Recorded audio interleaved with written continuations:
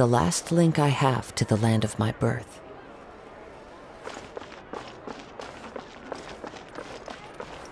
Huh? Do you also see Navia and Chlorinde over there? They look like they might have run into some kind of trouble. Let's go check out what's going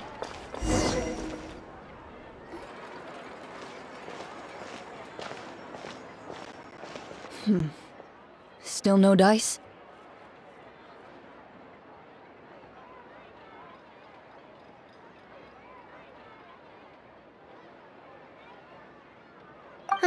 Not at all. And I've asked pretty much everyone in the court of Fontaine already. Lynette's ears drooped as soon as she heard that we'd have to be out and about for days on end. And Fremine, he hid himself under his helmet as soon as he realized there'd be people around that he didn't know. What about Chiori and Charlotte? I feel like both of them would be more than up to it. I've asked them already, but they're both pretty busy right now. I just gave the members of the Spina a few days off, too, so I don't want to bother them either. This is getting pretty difficult. Navia, Chlorinde, what's up? Oh my. Well, if it isn't my dear partners. How are you all doing? Huh. Navia? Huh? Oh, you mean... Yep, this is our chance. Do you need our help with something? Oh, precisely. My dear partners, we've got a huge problem right now that only you can solve. Whoa, for real? Absolutely. We've already exhausted all our other options.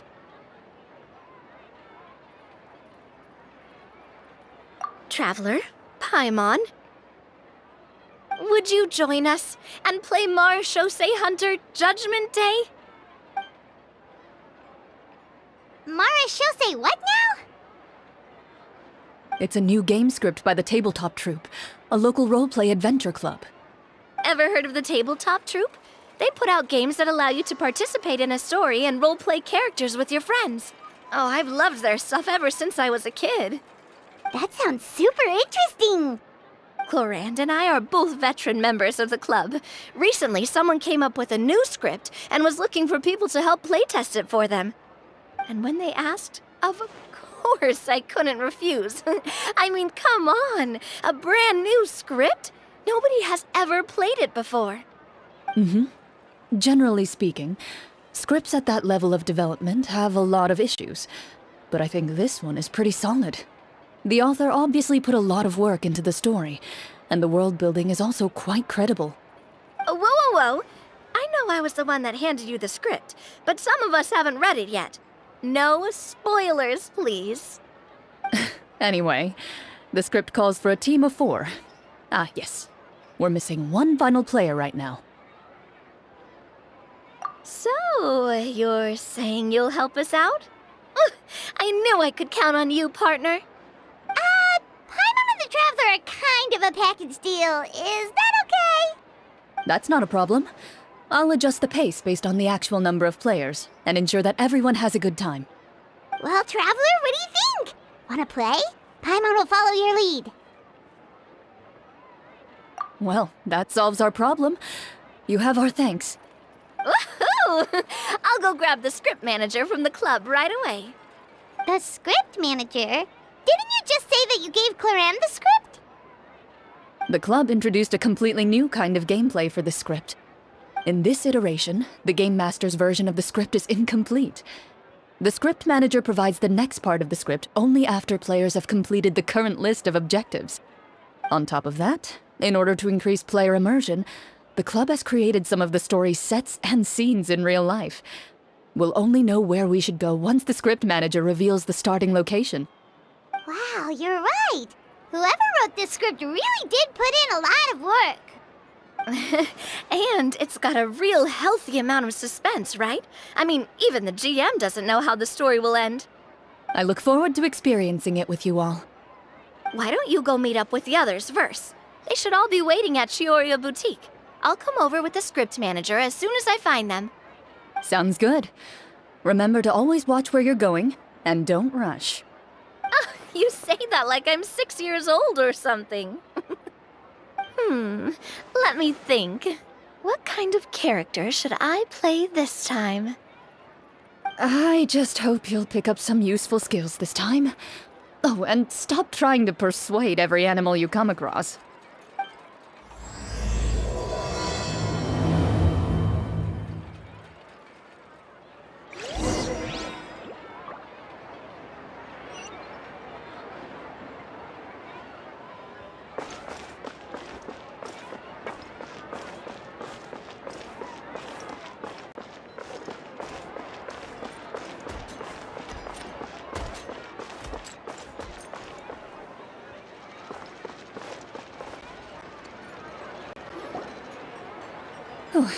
Sorry to keep you waiting. You're back! Huh? And you've got the Traveler and Paimon with you, too! What a pleasant surprise. I assume you'll be joining us for the game then? Linny, Farina! Paimon didn't know you were playing too. Are you also members of the tabletop troupe? I'm more of a casual member, if anything. I haven't taken part in many formal club activities. Lynette, Fremine, and I play something similar at the Hotel Bouffe Tété sometimes, but I'm usually the GM. Still, I'm sure it'll be fun being a player for the first time. I'm looking forward to it. Well, I'm not a member of the club at all. Chlorinde simply woke me up first thing this morning, said there was a good script worth experiencing, and asked if I wanted in. If you're interested, I can give you a referral. That should give you a 40% discount on membership fees. I think I'll wait to see how this experience plays out first, especially when it comes to the quality of the script. If it's sufficiently fun, then I'll join. Do you participate in a lot of tabletop troupe activities, Chlorinde? You could say that. She's actually one of the few senior game masters of the troupe. Right. I knew about that even when she was still my subordinate. It's nothing. Really, just a small hobby of mine. Wow. Paimon's so used to seeing you be all upstanding and intimidating as the champion duelist. It's kind of hard to imagine you role-playing with a bunch of friends. Surely you jest. I would never intentionally make things difficult for my players. I maintain a clear boundary between my professional and personal lives. The me you see at court represents the law and order of Fontaine. I put all personal feelings to the side and grant a fair duel to all who seek to defend their honor. But in my personal life, I'm just an ordinary person. Someone who feels anger and sadness, just like everyone else. Well, you say that, but for all the time I've known you, I don't think I've ever seen you cry. I've seen you get angry, sure, but now I'm wondering whether you were actually mad or if it just looked that way from the outside. I was probably in work mode during those times. Is that so? Well, in any case, I just feel like even in your personal life, you don't get emotional very often. So you want to see me cry? That might be a little difficult. A show of anger, though, that might be something I could accomplish. No, that's not what I meant.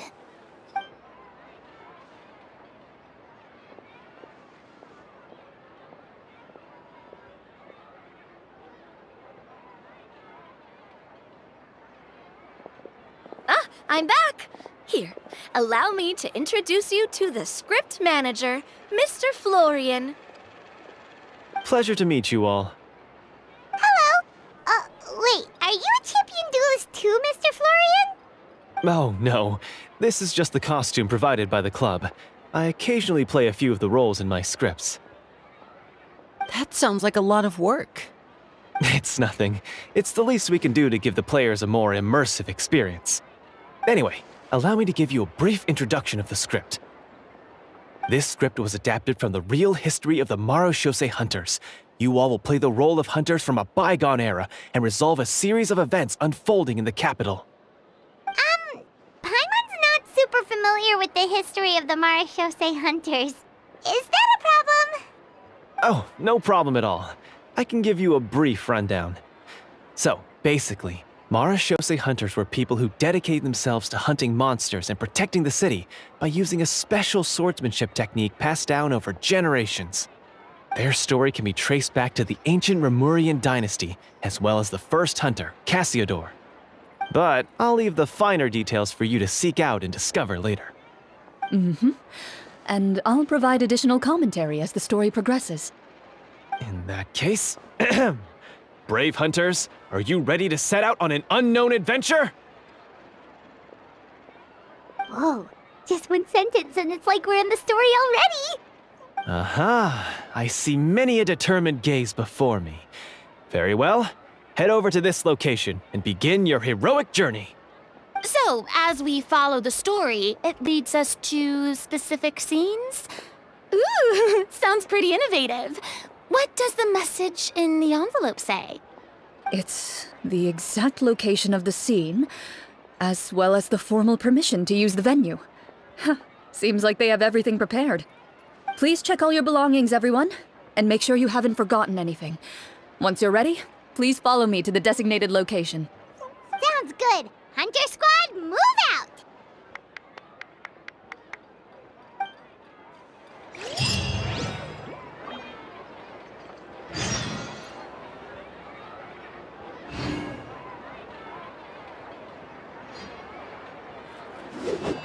Welcome to Chiaria Boutique for tailoring services.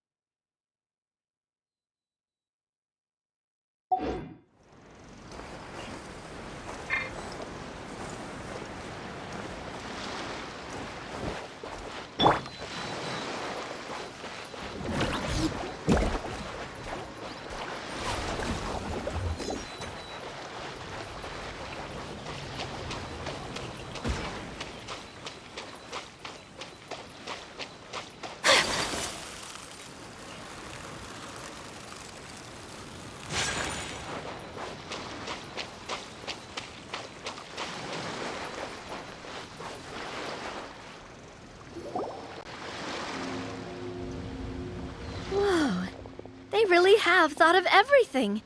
Even the phaetometer is here and ready to go for us. The phaetometer? What's that? It's a card that's used to determine action success or failure. We'll need to use it when we try to use certain skills. And what about all the dessert and tea? Is that for us as well? That's what the message said. Really? That's so nice. It feels just like a tea party with friends. Those snacks have Paimon's name written all over them! I think you might be more of a snack hunter than a Marashose hunter, Paimon. Snack Hunter Paimon reported for duty! If there are delicious snacks to be found, Paimon will track down every last one! The desserts are great. But I'm still looking forward to the story more than anything. Very fair. Then, let us begin. First, please pick up the blank character cards in front of you and write down your name and profession.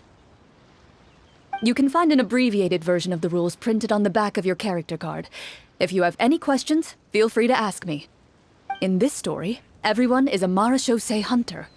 To reflect this, the club has prepared a small badge for everyone. Ooh, nice!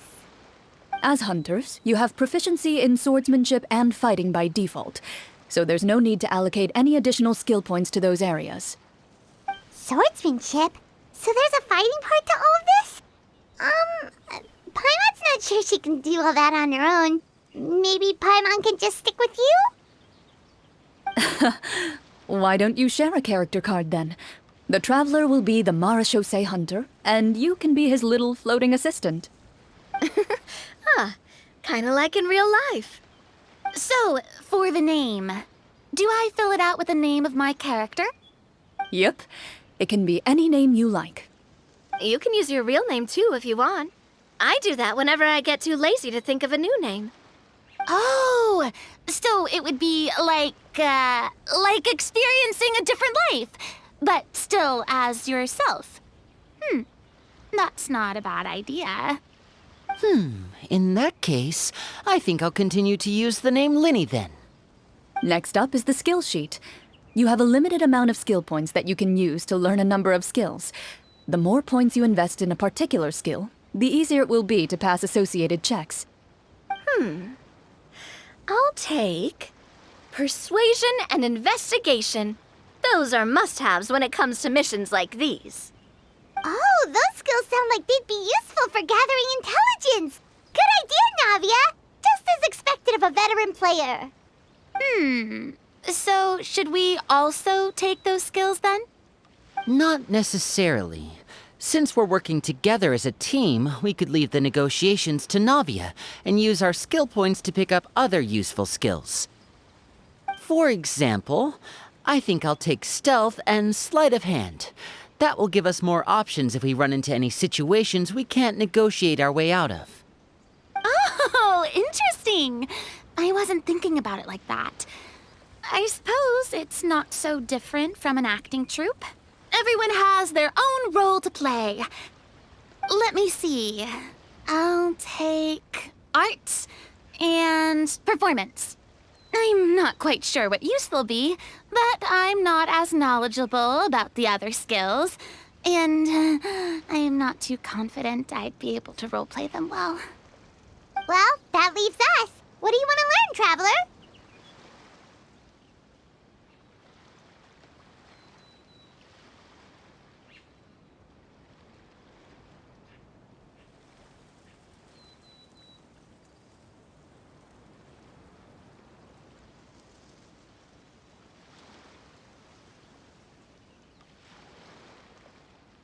Ooh, so you want to help people when they're injured. That's nice of you.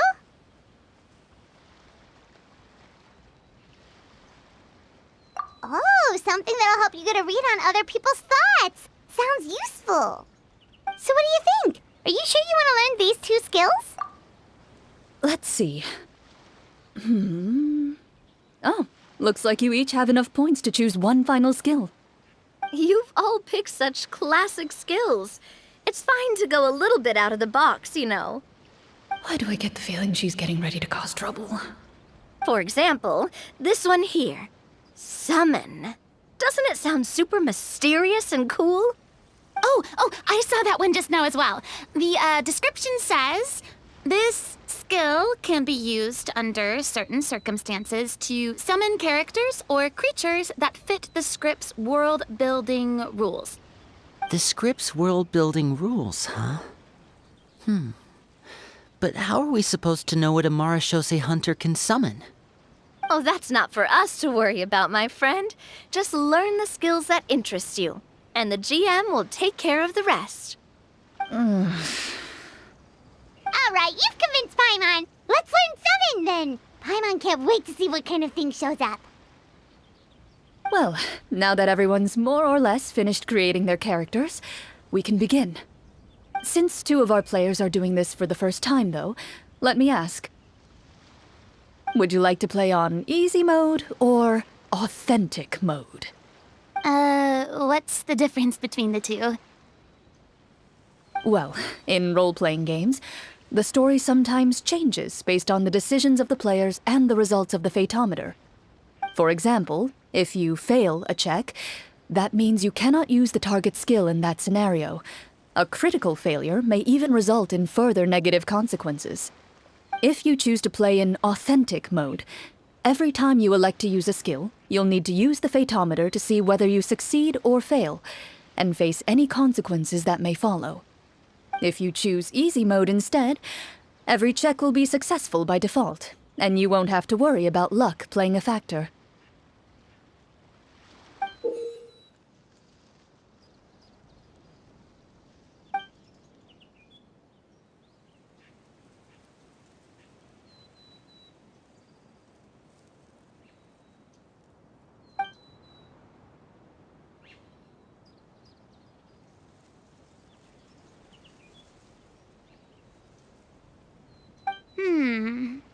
Given that I'd like to focus on the story, I suppose I should pick easy mode. I'd feel bad if I brought the team down by failing my checks. Huh? Oh, come on. Don't worry about that. RNG is the lifeblood of role-playing games. I'm going with authentic mode for sure. Never knowing what you might have to overcome. Ugh, doesn't that sound exciting? I'd rather be mentally prepared for what might happen. All right, then I'll mark down Farina for easy mode. All her checks will be successful by default. As usual, Navia and Linny will play on authentic mode. What about you, dear partner? How would you like to play?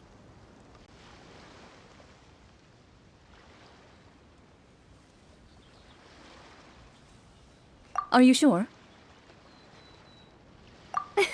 Trust me, you'll see the beauty of RNG. Honestly, I don't think Chlorinde would make things too difficult for us no matter what the Fatometer says. Isn't that right, Chlorinde? No promises. That wasn't super reassuring. Well, anyway, enough talk. Let's get started. I want to experience at least a good chunk of the story today. Speaking of the story, why is the beginning scene on a beach? Well, that's because... a long time ago, back when human civilization was still in its infancy, powerful demons and evil sorcerers ruled over the land. They created a host of monsters and sent them to slaughter all humans in existence. Soon, a group of human rebels banded together. With their swords raised, they swore to brave the darkness, and in doing so, subdue each and every monster that sought their destruction. They became known as the Marachose Hunters.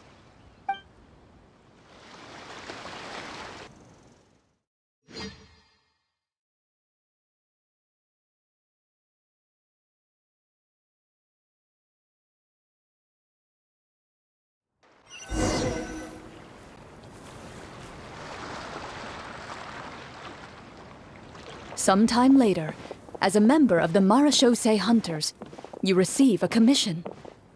Following the address provided on the message, you take a boat and arrive at this strange city. As you inhale, you can taste the slightly salty air of the docks as you begin to survey your surroundings. There aren't many people in the vicinity, but you do take note of a few others who, like you, seem to be sizing up this place. Your eyes meet, and you realize these people are fellow Marachose hunters, likely led to this location after receiving the same commission as you. You're all Marachose hunters too, right? Allow me to introduce myself. The name's Navia, monster hunter by trade and helpful neighborhood businesswoman on the side. What say you to traveling together? We can help each other out on the road. Okay, count me in. My name is Linny. I've been wandering since I was little and picked up a few less than legal tricks along the way. I was adopted by a Marachose hunter and later chose to follow in his footsteps. Is this where you introduce your character to everyone? It sounds like they've done this dozens of times. My name is Farina, and, I grew up in a noble family. I always had a strong interest in performance and the arts. Even though I'm a Marachose hunter, what I really want is to be a performing artiste. Hey, that's really cool. You can do it, Farina. That's exactly how it's done.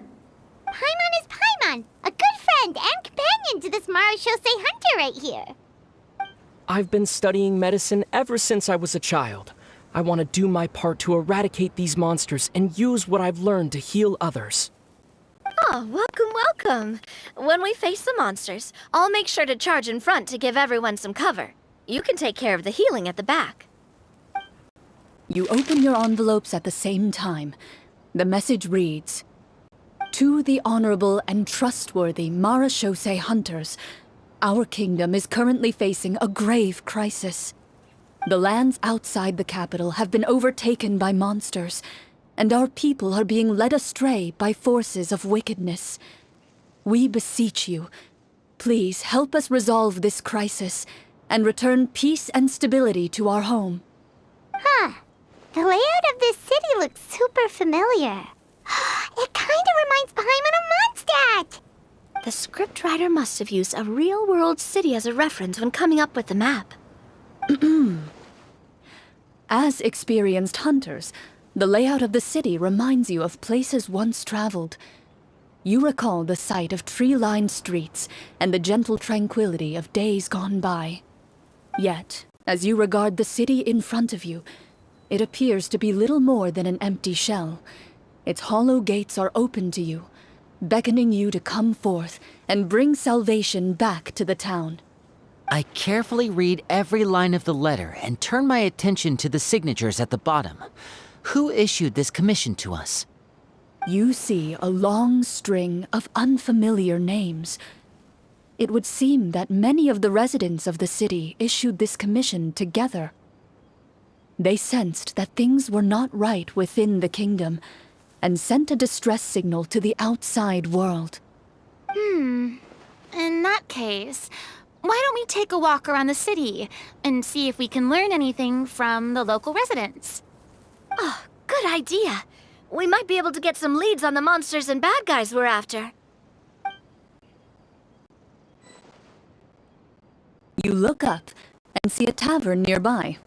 It appears to be open for the day. Why don't we go check out that tavern? If the novels I've read are anything to go by, taverns are usually full of information.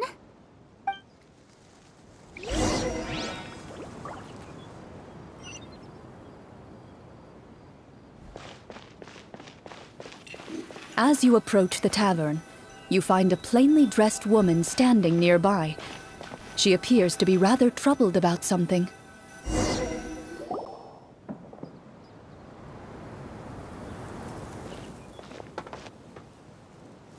Greetings, friend.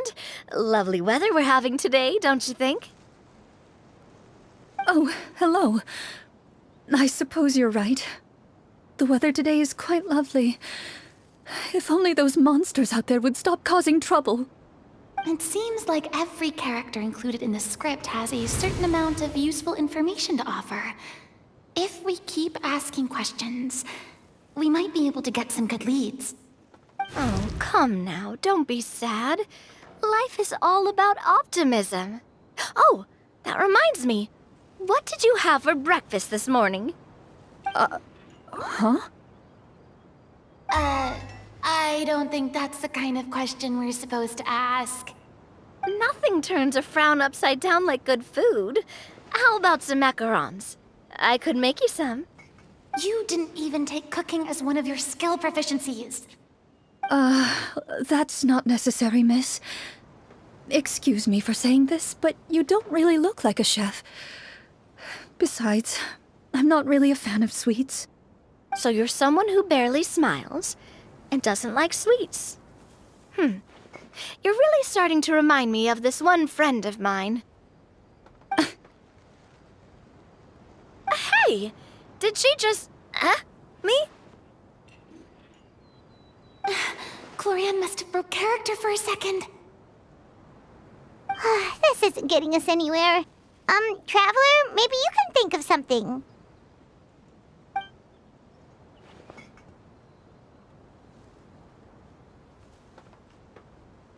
The results of insight checks aren't disclosed to the players, so I'll be the one consulting the fatometer.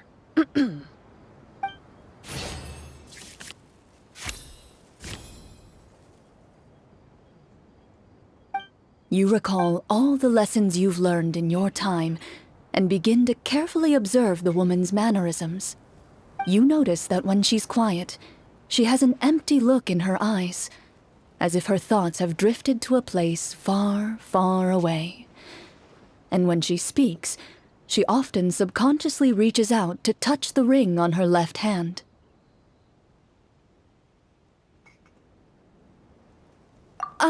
So you noticed. That's a little embarrassing. A horde of monsters suddenly appeared near the capital recently, so all the guards were dispatched to fight them.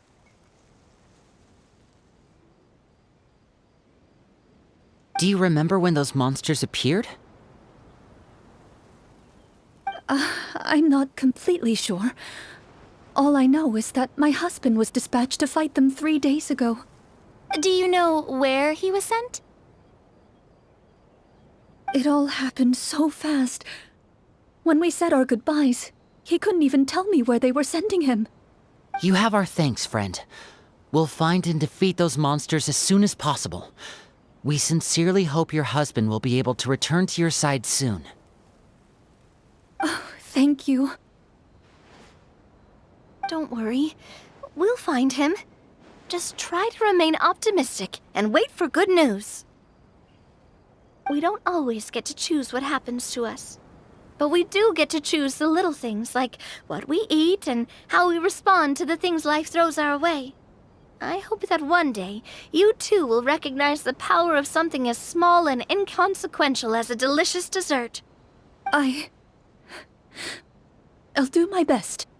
You bid farewell to the woman and continue your journey further into the city.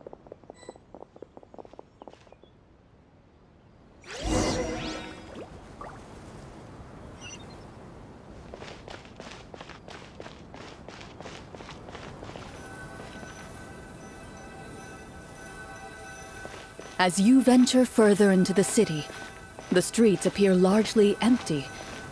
An elderly woman walks past. You see her shake her head as she puts away her wrinkled wallet. A nearby merchant folds his arms and gives you a disdainful look. You get the impression that he's someone who has long gotten used to the sight before him.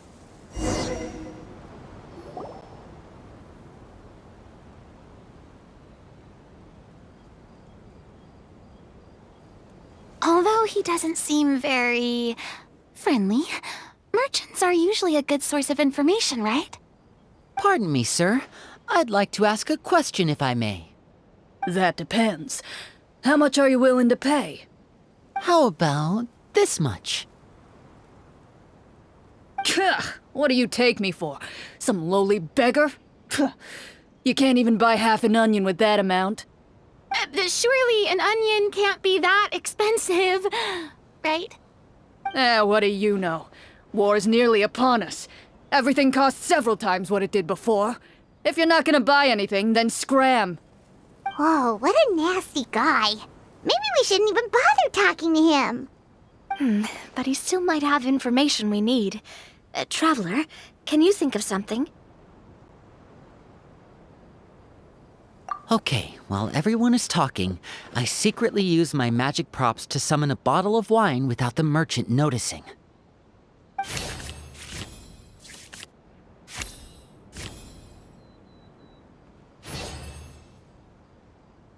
We meant no offense, sir. Here, allow me to offer you this bottle of vintage wine, made only from the finest grapes. I'll just leave it here. Please, enjoy it at your leisure. I should mention that this wine is the perfect accompaniment to a meal. I'd suggest enjoying it with dinner. All right. Go on and ask. What do you want to know? Do you have any information on the monsters or the crisis that has overtaken the kingdom?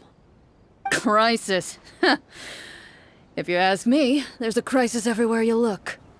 Those monsters are camped outside the city, and they've been destroying all our trade routes. We have limited reserves within the city, so if this continues, we're all gonna be in big trouble. Wait, you're saying no one has put a plan in place to distribute supplies or maintain order? We could all starve and those nobles in the palace wouldn't even break a sweat.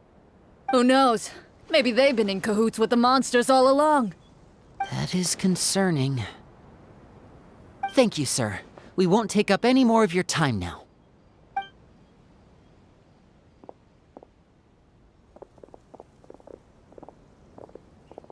Hey, why did you leave in such a hurry? Well, you see, that bottle of wine was just a cardboard prop. Should we try to go somewhere with more people? Oh, how about the city square? Follow me.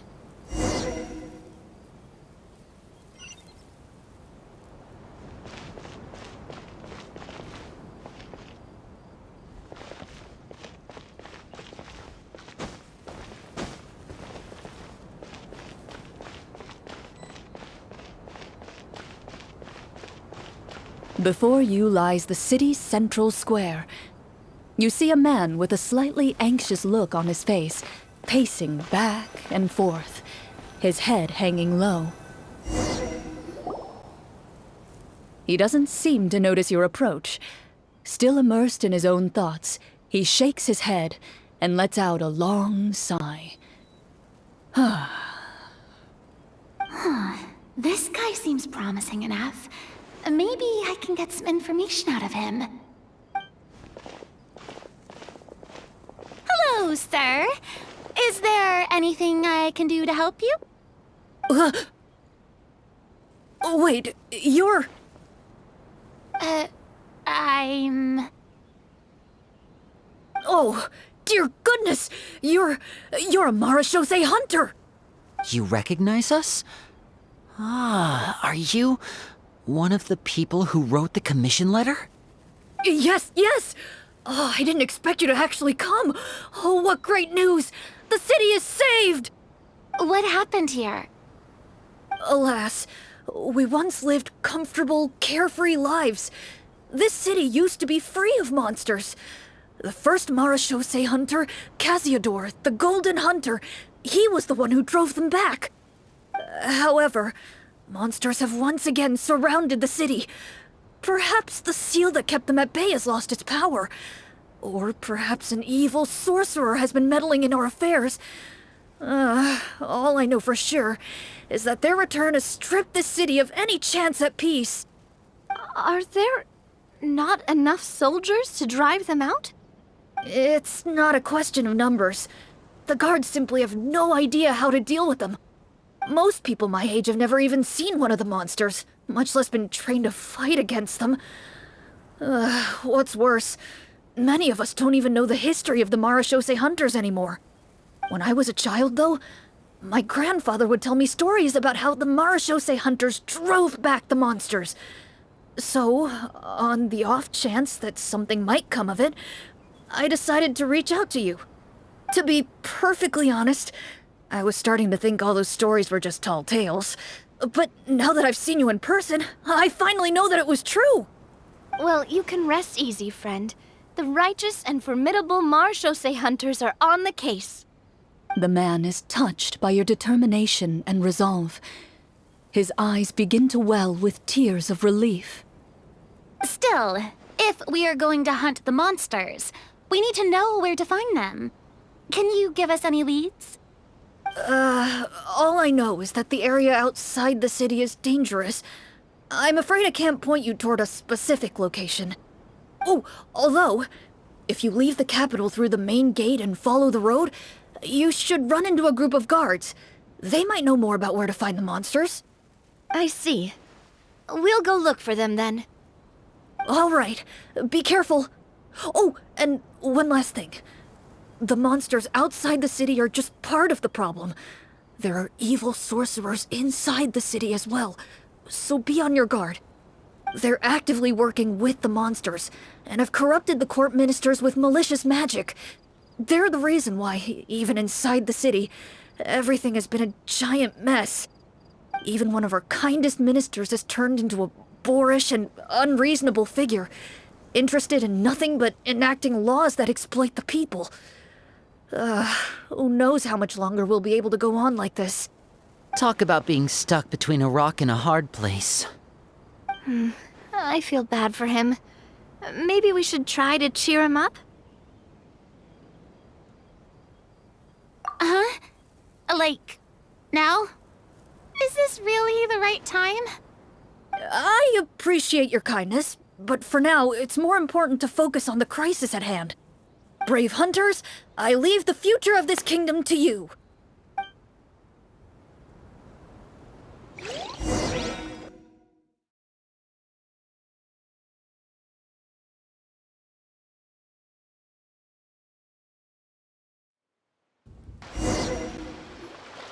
If I understood correctly, there are currently 2 problems in the kingdom that need solving, right?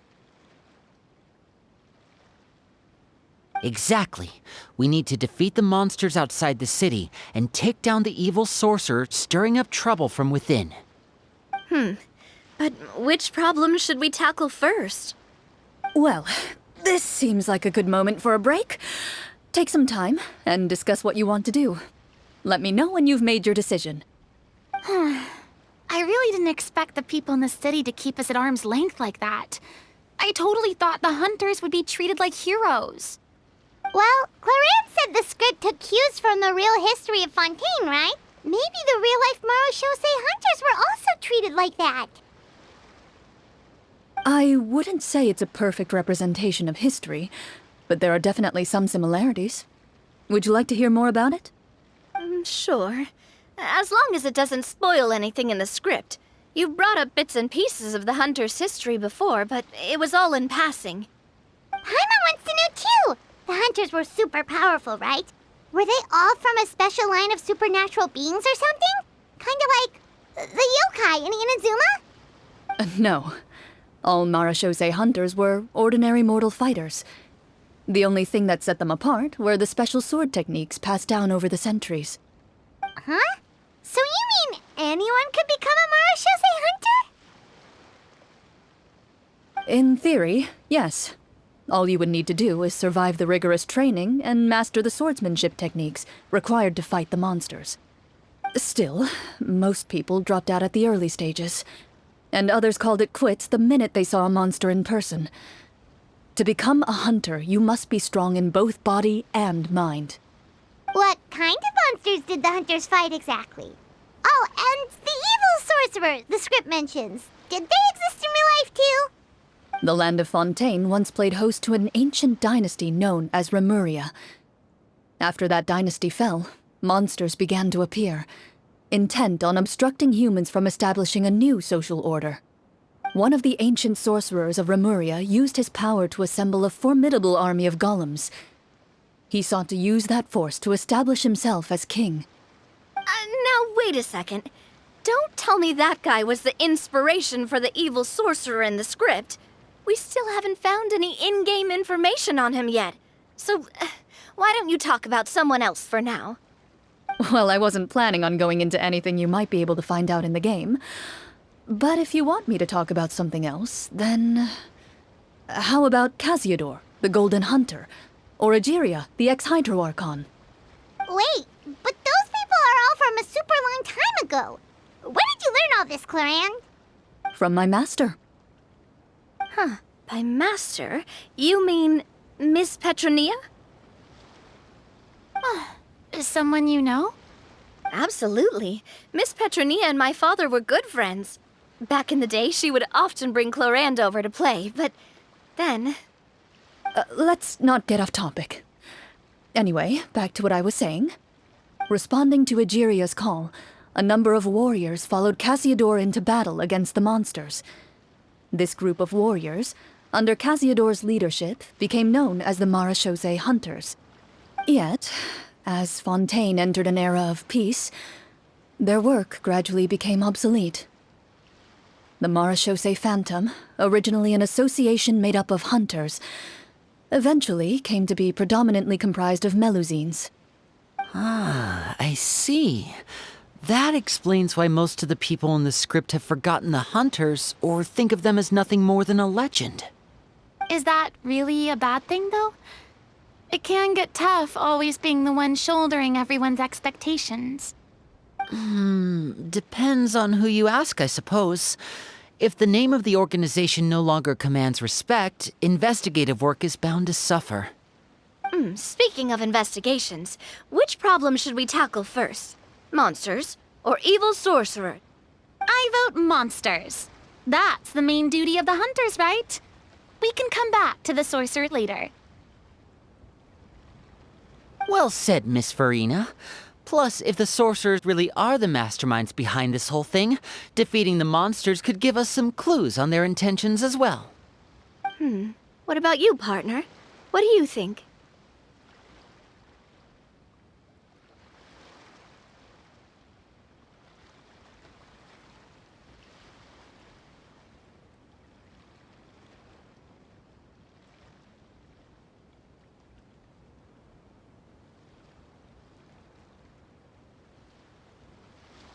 I mean, you're not wrong. But those characters are usually the ones pulling the strings behind the scenes. More often than not, they're very formidable opponents. Going after them now might be jumping the gun a little bit. We don't want a total party kill on the first day, right? With Chlorinde as the GM, I wouldn't rule out the possibility. Then it's settled. Let's go hunt some monsters! All right. After some discussion, you decide to turn around and head out of the city.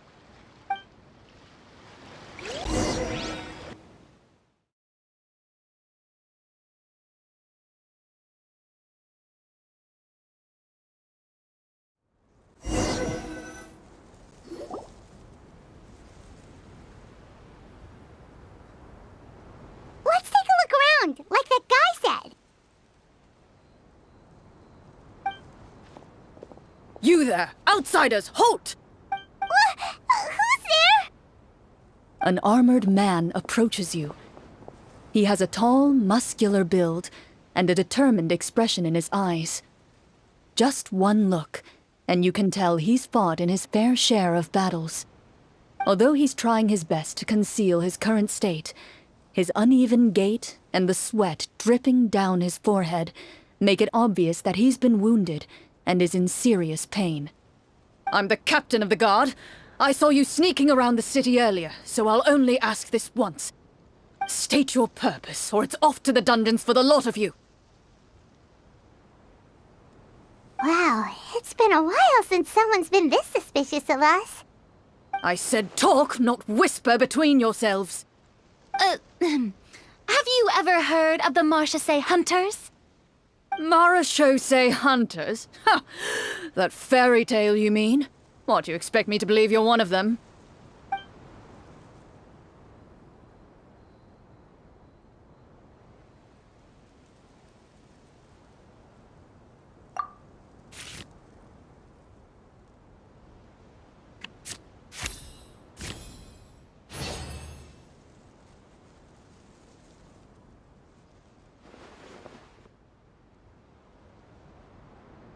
Using your knowledge of medicine, you're able to deduce that the injury on his calf was a monster's doing, and the wound has already begun to fester.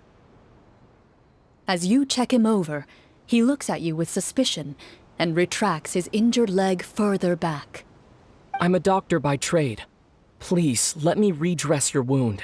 You don't have to suffer like this. The man appears somewhat disgruntled at having been exposed, but soon relents and raises his leg for you to take a better look. He allows you to apply a poultice of specialized medicine to the wound, and it appears to bring him much relief. The tension in his brow eases. All right. Guess you lot might actually be real Marachose hunters after all. In any case, you've successfully treated my wound. So, what do you want to know? Do you know where we can find the monsters, or the other guards who are fighting them? He informs you of the various locations where monsters have appeared. He looks in that general direction with a pained gaze, as if a thin, invisible thread is pulling on his wound. Some of our new recruits have never even dealt with a petty thief, and now they're out there fighting monsters. If it weren't for this cursed leg. Oh, please, sir. Don't get too worked up. You need to focus on your recovery. Just leave the monsters to us. We're marechaussee hunters after all. Hearing you say that, a glimmer of hope flashes in his eyes. But it disappears almost as quickly as it came. Those monsters aren't easy to deal with. But if you insist on going, I won't stop you either. I just hope all the guards will be able to come back to their families alive. I wish you the best of luck.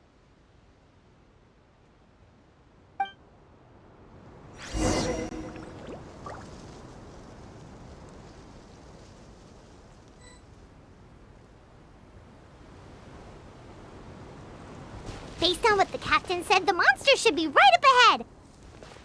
Let's go. Hopefully we're not too late.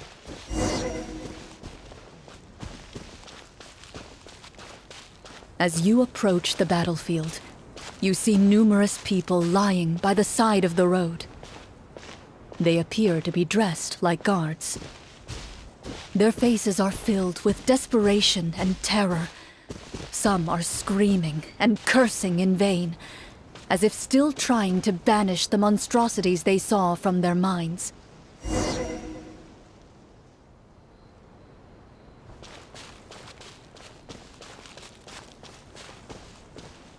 A few of the wounded look up at you in shock and disbelief. "Quick, leave this place!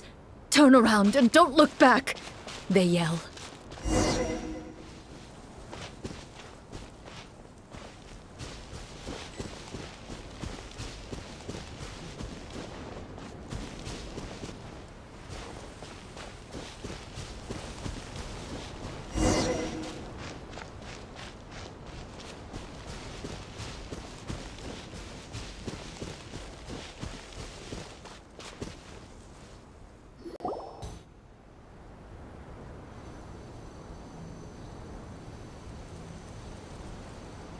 This is the place he mentioned, right? You see broken iron swords scattered all around you, and downed trees riddled with terrifying claw marks. All the signs point to one thing. A truly devastating battle just took place here. Be on your guard, everyone. The monsters might still be around. Before you can finish your sentence, you hear rustling sounds from the surrounding bushes. The monsters have emerged. They close in on you without fear. You get the impression that, in their bloodthirsty eyes, you're just another meal for them to devour. A little help here! This thing wants to eat Paimon! Your battle round begins now.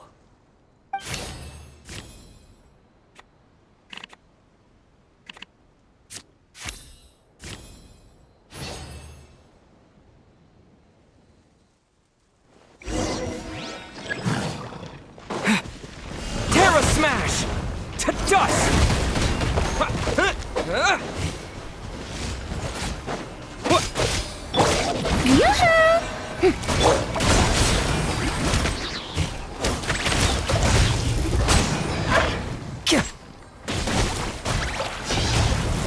The next battle round begins now.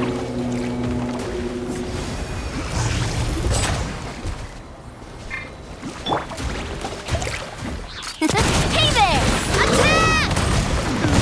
Attack!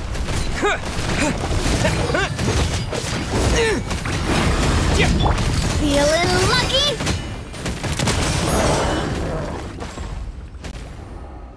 The monsters let out a terrifying roar of anger and resentment before dissipating into thin air. Ugh, thank goodness it's over. We're lucky the marechaussee hunter class came with all those preset skill points. Otherwise, we would have been in some real trouble. I never knew the photometer even determines the amount of damage you inflict. If you get unlucky, isn't it just game over right then and there? That's part of the fun. The uncertainty of fate is what gives these games their appeal. Just as you begin to celebrate your victory, a suspicious lump on the ground catches your attention. A suspicious lump? Wait, could it be the thing that appears after every battle? I walk up to it, crouch down, and begin to carefully examine it. I've still got my right glove on, so it should be fine for me to touch it, right? As you investigate the mound, you discover that the exposed portion appears to be made of wood. It was previously obscured by the large form of the monsters. With the monsters gone, the small protrusion now awaits your discovery, poking out of the ground like a shy flower bud. Whoa, it's a treasure chest!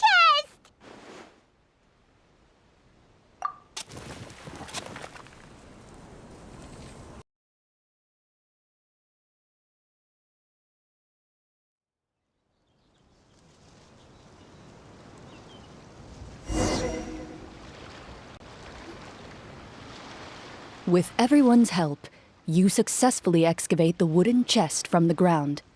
Even without opening it, you can tell from the mora and jewels scattered around the chest that it must contain quite the fortune. Makes sense. We worked hard for this. Let's open it and we can share what's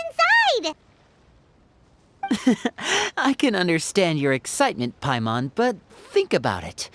Doesn't it seem like there are people out there who need this treasure more than us? Yeah. Think about all the people suffering in the capital. Or all those guards who got hurt fighting the monsters.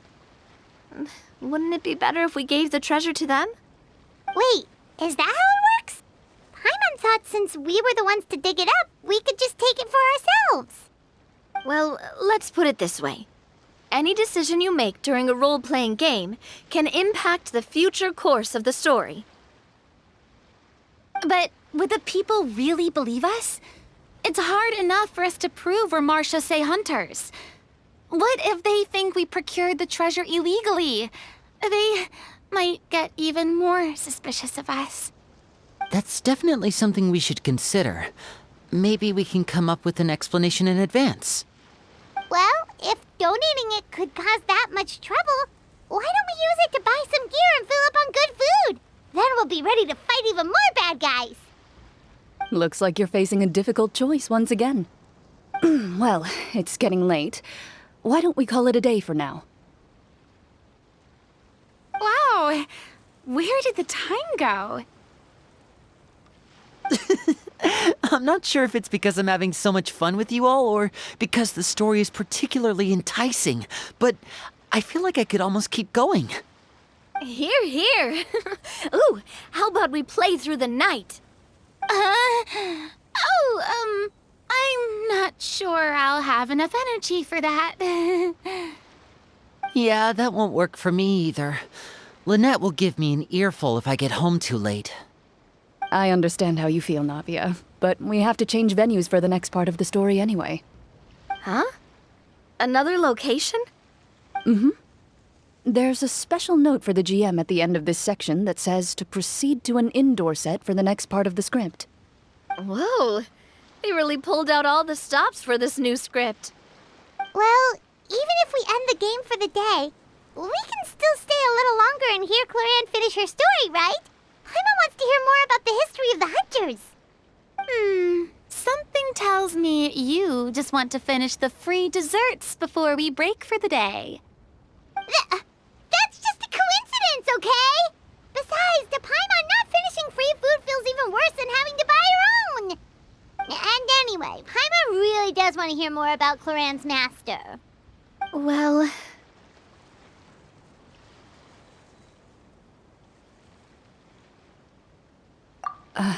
It's nothing.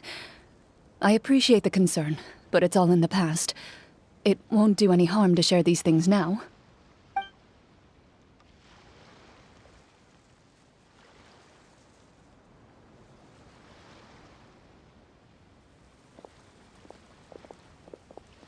My earliest memories are of living with Master. According to her, she saved me from certain people of ill repute. My birth parents had left me behind some time before that. What a heavy beginning for a life story. Master was a fascinating individual, if inexperienced in the ways of raising children. My first ever toy was a short sword. Although I suppose it wasn't so much a toy as something Master removed from her waist and handed to a noisy child in need of distraction. Oh, wait, so she handed an actual sword to a child? Isn't that dangerous? Did you hurt yourself? Of course I did. I cut my palm and bled quite a lot. But Master was not concerned. She just stood there and casually lectured me about it. See, that's what you get for not holding the sword properly, she told me. She then crouched down next to me and said, "Give me your hand. I'll teach you to bandage this wound. After that, it's time to learn how to truly hold a blade." Excuse me for asking this, Chlorinde, but how old were you exactly when all this happened? Probably around, 3, give or take. 3? Isn't that when most kids are still struggling to hold a fork? As I said, Master was rather inexperienced in the ways of raising children. She believed trial and error was the best way to teach a child what they're capable of. I'm not so sure this is a question of experience. I didn't see anything wrong with her ways at the time. And anyway, children don't get to choose how they're raised. Oh, she did bring me back a pet from Liyue once. It was a Geovishap hatchling. A Geovishap hatchling? For a pet? That seems even more dangerous. What she said was this: make sure to get along, you two. If you really can't agree on something, just settle it with a fight. Whoever loses is the real pet. And how old were you when this happened? 5. Well, did you win? No, I lost. So you're saying you actually became the Geovishap's pet? Yes, but only for a week. By the end of that week, I defeated it in combat, and we've shared a cordial relationship ever since. That really doesn't sound like the kind of childhood someone should have. Later on, I gradually understood that Master most likely didn't know any other way to raise a child. She was a marechaussee hunter, but I never heard her bring up her own parents. Thanks to her, I learned how to navigate the forest by the age of 6, and could hunt monsters in the wild by myself the year after that. Even though the training she subjected me to was strict, she always made sure to take me traveling when she had the time. We met many of her friends during those days. That was also how I met Mr. Callis and his family. I still remember the first time we met. You were too scared to join our picnic and hid behind Ms. Petronia the whole time. I still hadn't really met many children my age at that time, so I didn't know how to interact with others. After that, though, you started coming over a lot. You loved challenging people to shooting competitions, remember? I don't think many members of the Spina ever beat you in one of those. I had a lot of fun during those days. I enjoyed them too. Oh, do you remember that one time we went exploring around the Spina together? We overheard Papa call your master Fontaine's Protector of Justice. We tried to pretend like we never heard anything, but you nearly let it slip that one time.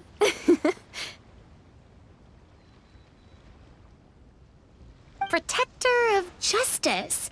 Oh, wait, you mean that vigilante hero from 20 years ago? The one who is always active at night? Yep, that would be her. She often would put on a black cloak and go out at night. I never knew where she went or what she was doing. Until, like Navia said, we overheard the truth from Mr. Callis that night. 20 years ago, huh? I still remember the guards leaving all kinds of witness reports about her on Nervalette's desk. My apologies. Oh, there's no need to apologize. You had nothing to do with it. And anyway, everything she did was for a good cause. Although, calling herself the Protector of Order was a bit much. Especially when she deliberately operated outside the law. Huh? When did the Protector of Justice become the Protector of Order? Oh, she had a bunch of code names. I heard she would just come up with a name on the spot whenever she was asked. Later on, she probably got sick of answering those questions and decided to stick to just 2. The Protector of Justice and the Protector of Order. That sounds like her, all right. I bet she forgot which of the two she'd use by the time she got back each night. Well, she certainly sounds like a fascinating individual. With her strong sense of justice, it's no surprise her student followed in her footsteps. It's true. I always wanted to become like her. Someone powerful, independent, and with a strong sense of conviction. But...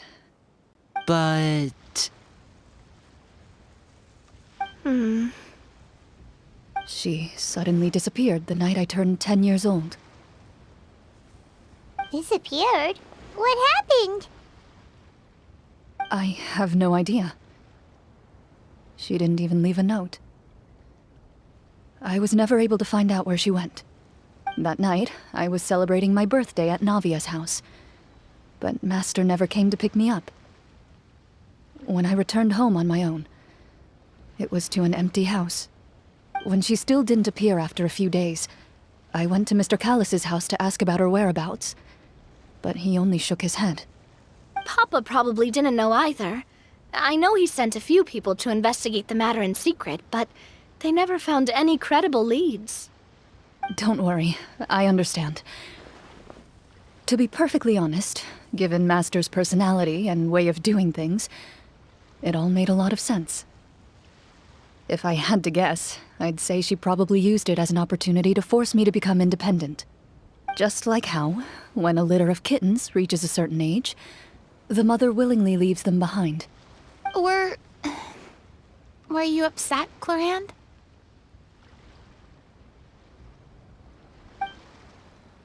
I was at first, but not anymore. I don't believe Master would suddenly disappear for no reason. There must have been something she just had to do. Well, despite everything, you still managed to follow in her footsteps and become the greatest champion duelist in all of Fontaine. You're practically a living symbol of law and justice. I suspect my position would be far too by the books for her.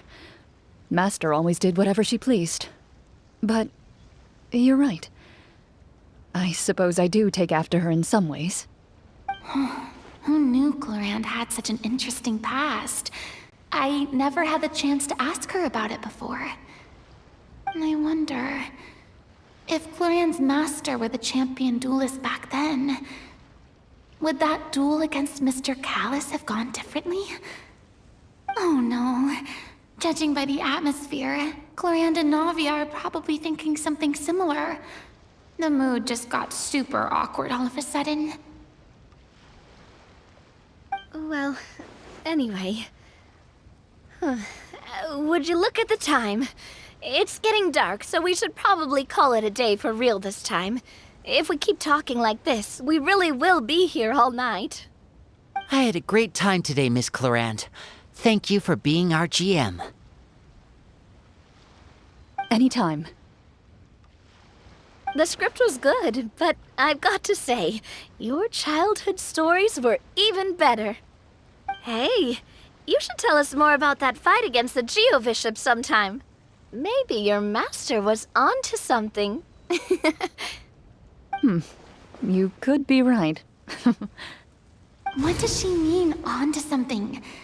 I certainly don't know any 5-year-olds who want to fight a bishop in their spare time. Guess I'll head back as well. I need to save my energy if I want to continue enjoying the story tomorrow.